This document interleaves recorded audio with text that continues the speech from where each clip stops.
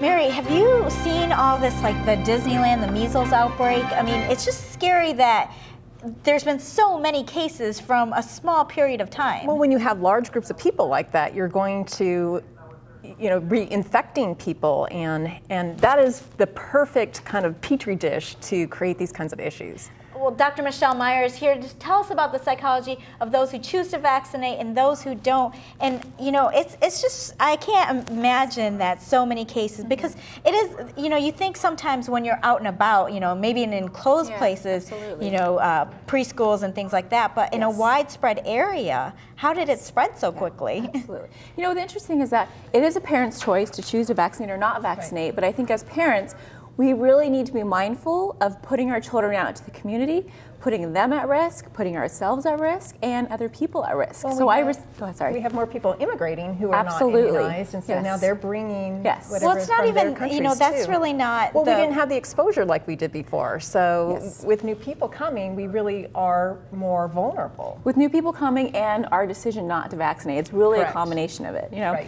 With the recent outbreak that originated at Disneyland, there's been found that there's 70 new cases of measles across 6 states, which now has spread into other states, affecting many individuals that have not been vaccinated.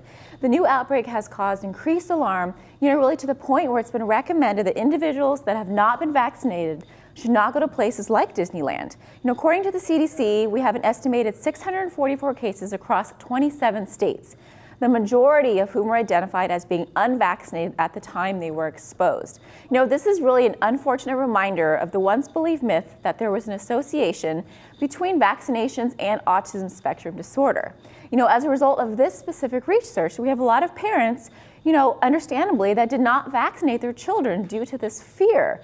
However, this type of misinformation really goes beyond autism, and now there is this fear of the onset of developmental disorders in children, attention deficit disorders, substance abuse, depression, and other mental health concerns, being linked to certain causes or triggers.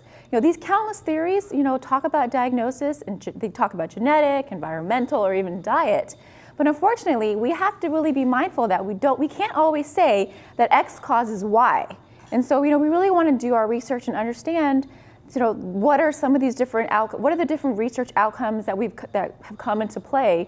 And then the interesting thing is that we really match our lifestyle to whatever new trends are out. Mary and Sneha, the bottom line is that if you have concerns about your child being vaccinated, it's totally understandable, but you want to talk to your pediatrician, but you also want to be mindful, again, of if you choose not to, then you have to think about how is that impacting you and impacting others in your community. And if a child is sick, where are you taking them? Absolutely. Because sometimes you think, if it's out and about in a park, it's okay. Yes. But obviously, it's not necessarily, okay. No. But yes, there are just so many scary stories out there, Yeah. and it's hard to shift out the anecdotal evidences or stories from what the truth is. Right. Absolutely, it's hard being a parent. We don't know everything, and honestly, that's the problem. Is that we just want to do the best for our kids when we don't have all the information. Thank you. Ain't that the truth? Yes. Thanks, Michelle.